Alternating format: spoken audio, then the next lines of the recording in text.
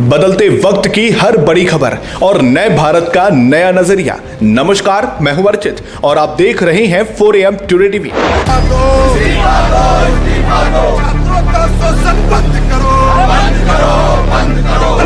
इस वक्त की बड़ी खबर आ रही है उत्तर प्रदेश के मेरठ से, जहां छात्रों और युवाओं का आक्रोश एक बार फिर सड़कों पर दिखाई दिया है। सवाल सिर्फ एक मार्च का नहीं है, बल्कि उन मुद्दों का है जो लंबे समय से देश की शिक्षा व्यवस्था, प्रतियोगी परीक्षाओं और रोजगार को लेकर उठते रहे हैं। ऐसे में क्या युवाओं की यह आवाज सत्ता तक पहुंचेगी या फिर यह विरोध भी राजनीतिक बहस तक सीमित रह जाएगा?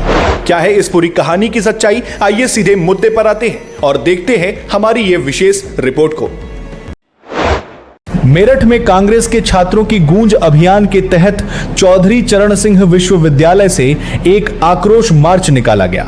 इस मार्च में बड़ी संख्या में छात्र, युवा कार्यकर्ता और कांग्रेस समर्थक शामिल हुए। प्रदर्शन के दौरान केंद्र सरकार के खिलाफ नारे लगाए गए और केंद्रीय शिक्षा मंत्री धर्मेंद्र प्रधान के इस्तीफे की मांग की गई। कांग्रेस का कहना है कि देश भर में प्रतियोगी परीक्षाओं में कथित पेपर लीक, भर्ती प्रक्रियाओं में देरी, बढ़ती बेरोजगारी और शिक्षा व्यवस्था से जुड़े मुद्दों ने लाखों युवाओं का भविष्य प्रभावित किया है। पार्टी का आरोप है कि इन समस्याओं की जवाबदेही तय होनी चाहिए और शिक्षा व्यवस्था में व्यापक सुधार की जरूरत है। इसी उद्देश्य से कांग्रेस ने छात्रों की गूंज नाम से देशव्यापी अभियान शुरू किया है, जिसके तहत कई राज्यों और शहरों में रैलियां, पदयात्राएं और जनसंपर्क कार्यक्रम आयोजित किए जा रहे हैं। मेरठ के इस प्रदर्शन में युवाओं ने पारदर्शी परीक्षा प्रणाली, समयबद्ध भर्ती प्रक्रिया और रोजगार के बेहतर अवसरों की मांग उठाई। प्रदर्शनकारियों का कहना था कि शिक्षा और रोजगार से जुड़े मुद्दों पर सरकार को गंभीरता से कदम उठाने चाहिए। वहीं कांग्रेस नेताओं ने दावा किया कि युवाओं की आवाज को दबाया नहीं जा सकता और यह अभियान आने वाले दिनों में और व्यापक रूप लेगा। आज आप देख सकते हैं, इतनी बारिश के बाद भी इतनी बड़ी संख्या में युवा और छात्र शामिल होया है। धर्मेंद्र प्रधान इस्तीफा दें और नरेंद्र मोदी ने जो इस देश की शिक्षा को आईसीयू में भेजने का काम किया है, उस पे मोदी सरकार तुरंत युवा और छात्रों के लिए राहत देने का काम करे और जो भ्रष्ट लोग पेपर लीक में शामिल है उन पे सख्त कार्रवाई हो, सख्त कानून बने और इस देश के अंदर शिक्षा व्यवस्था के अंदर होने वाली सारी धांधलियों में नरेंद्र मोदी सरकार की में 90 पेपर लीक इस देश में हो चुके हैं। तो हमारी मांग है कि एक जल्द से जल्द धर्मेंद्र प्रधान का इस्तीफा और शिक्षा जो आईसीयू में है इस समय उसको बाहर निकालने का काम सरकार करे।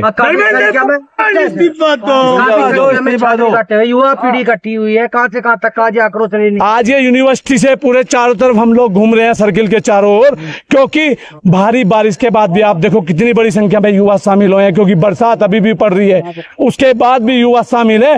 तो युवाओं का आक्रोश सरकार को समझना चाहिए। अच्छा, एक प्रोग्राम आपने चलाया है कि मिस कॉल वाला जो चल रहा है लगातार, काफी लोग जुड़ रहे हैं, उसके बारे में क्या कहना है? 7,000 युवा मेरठ के अंदर जुड़ चुका है और देश के अंदर सबसे मैं गर्व के साथ कह सकता हूं अपनी हमारी पूरी एक्शन टीम को, जिन्होंने यहाँ बड़ी संख्या में हजारों छात्रों को जोड़ने का काम किया। अच्छा, अगर आपकी मांगे नहीं 40 दिन का प्रोग्राम है। कांग्रेस पार्टी पहले दिन से पेपर लीक पर यूथ कांग्रेस NSY सड़कों पर है और जब तक धर्मेंद्र प्रधान और दोषियों पर कार्रवाई नहीं होती हम लोग सड़कों पर रहेंगे।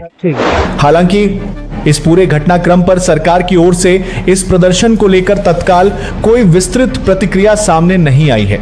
इससे पहले भी केंद्र सरकार शिक्षा और परीक्षा प्रणाली में सुधार के लिए कई कदम उठाने तथा पारदर्शिता बढ़ाने का दावा करती रही है। अब सबसे बड़ा सवाल यही है कि क्या छात्रों और युवाओं के ये मुद्दे राजनीतिक आरोप प्रत्यारोप से आगे बढ़कर किसी ठोस समाधान तक पहुंच पाएंगे? क्या प्रतियोगी परीक्षाओं और रोजगार को लेकर उठ रही चिंताओं का स्थायी हल निकलेगा?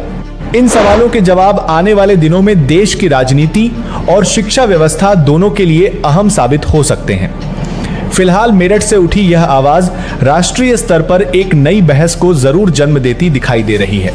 वीडियो पसंद आया हो तो लाइक करें, शेयर करें और लगातार बड़ी खबरों के लिए चैनल को सब्सक्राइब करें।